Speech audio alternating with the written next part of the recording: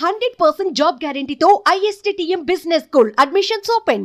ఒక ఎయిర్పోర్ట్ గాని ఇవన్నీ కూడా ఆ రోజు దూరదృష్టితో ఆలోచించి మనం చేశాం. నాలెడ్జ్ ఎకానమీకి నాంది పలికాం. చాలా మంది నాలెడ్జ్ ఎకానమీ అంటే ఎక్కడన్నారు? దానికి చిరునామాగా హైదరాబాద్ తయారు చేసిన ఘనత, ప్రారంభించిన ఘనత తెలుగుదేశం పార్టీది. అదే సమయంలో ఆ తర్వాత వచ్చిన అన్ని రాజకీయ పార్టీలను అభినందిస్తున్నా. కాంగ్రెస్ పార్టీని ఆ తర్వాత 10 ఏళ్లున్నారు, 3 ముఖ్యమంత్రులు వచ్చారు, ఎవరు కూడా చెడగొట్టల. తర్వాత టీఆర్ఎస్ వచ్చింది, 10 ఏళ్లున్నారు, వాళ్ళు కూడా చెడగొట్టల. ఇప్పుడు మళ్ళా కాంగ్రెస్ వచ్చింది, రేవంత్ రెడ్డి గారు ముఖ్యమంత్రి అయ్యారు, మళ్ళా అభివృద్ధిని ముందుకు తీసుకుపోతున్నారు. అందుకే నిన్న కూడా నేను ముఖ్యమంత్రి అవుతానే నేనే లెటర్ రాశాను రేవంత్ రెడ్డి గారికి, గౌరవ ముఖ్యమంత్రి గారికి. 2 రాష్ట్రాల మధ్య కొన్ని సమస్యలు ఉన్నాయి, ఈ సమస్యల్ని పరిష్కారం చేద్దాం, నేను వచ్చి మిమ్మల్ని కలుస్తానని నేనే చొరవ తీసుకున్నాను. దానికి తెలంగాణ ముఖ్యమంత్రి సానుకూలంగా స్పందించారు.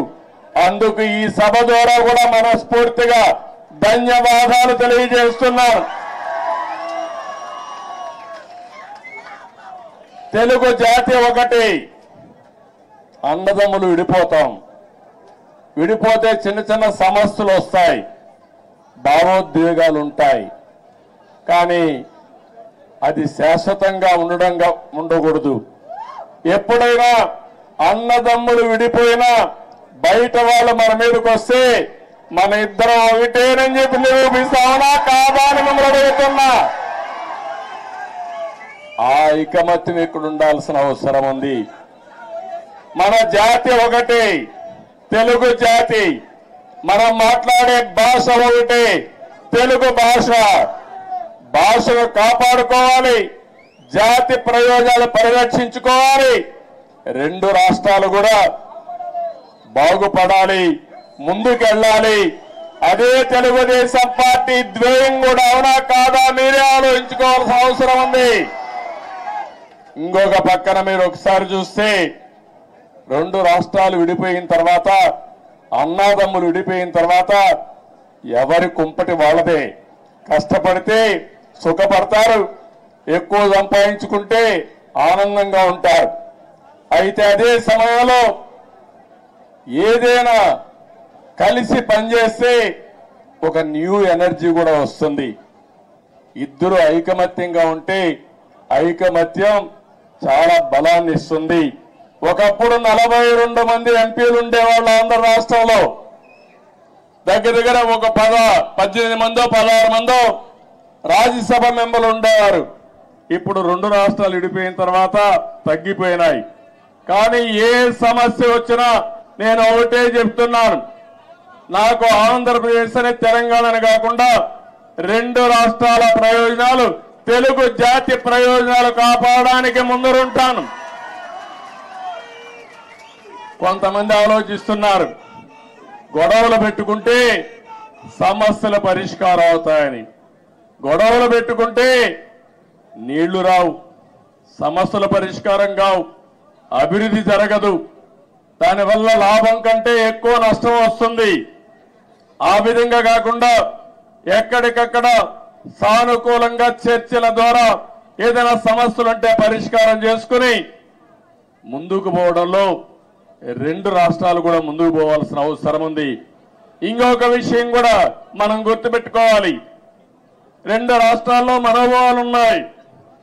ఒకప్పుడు సమైక్య ఆంధ్రప్రదేశ్ లో కూడా తెలంగాణలో ఒక మనోభావాలు ఉండేటివి, రాయలసీమలో ఇంకొక విధంగా ఆలోచించేవాళ్ళు, ఉత్తరాంధ్ర ప్రజానీకం ఒక విధంగా ఆలోచించేవాళ్ళు. దానికి కారణం ఎక్కడికక్కడ సమస్యలు, అక్కడుండే ప్రత్యేకమైన పరిస్థితులు ఉంటాయి. కానీ ఈ రోజు కూడా సమస్యలు ఉంటాయి, మనోభావాలు ఉంటాయి. అందరి మనోభావాలు గౌరవిస్తూనే ఎక్కడికక్కడ ఐకమత్యంగా పోయి ఇచ్చిపుచ్చుకునే ధోరణిలో సమస్యలు పరిష్కారం చేసుకోగలిగితే దానికంటే ఇంకొకటి ఉండదని చెప్పడం కూడా నేను మీకు తెలియజేస్తున్నా. ఇంకొక విషయం కూడా ఇక్కడ కూడా మీరు చూస్తున్నారు. ఈరోజు ఇక్కడ కాంగ్రెస్ ప్రభుత్వం ఉంది, ఆంధ్రప్రదేశ్ లో ఎన్డీఏ ప్రభుత్వం ఉంది. రెండు ప్రభుత్వాలు ఇవి. అలాంటప్పుడు ఒకరికో ఒక ఆలోచనలు ఉంటాయి, సిద్ధాంతపరంగా కొన్ని ఆలోచనలు ఉంటాయి.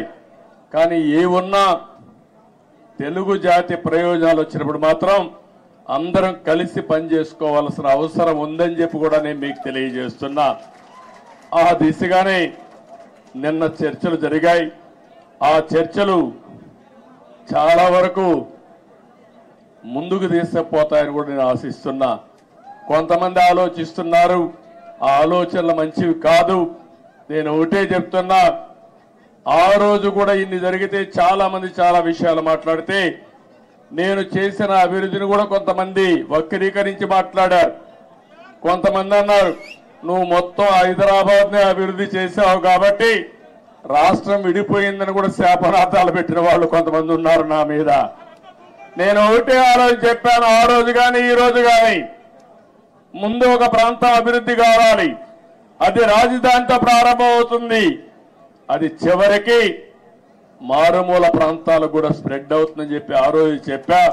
ఆ విషయం చాలా మంది మర్చిపోయి అనేక విధాలుగా మాట్లాడే పరిస్థితికి వచ్చారు. ఈ రోజు ఒక్క ఉదాహరణ చెబుతున్నాను మీ అందరికీ. తెలంగాణ ఆంధ్రప్రదేశ్ రాష్ట్రాలు రెండు రాష్ట్రాలుగా విడిపోయాం. విడిపోయిన తర్వాత 10 సంవత్సరాల సుదీర్ఘ పరిపాలన రెండు రాష్ట్రాల్లో జరిగింది. అనేక రాజకీయ మార్పులు చేర్పులు కూడా వచ్చాయి. సుమన్ టీవీలో మీ పర్సనల్ అండ్ బిజినెస్ ప్రమోషన్స్ కోసం కింది నెంబర్కి కాంటాక్ట్ చేయండి.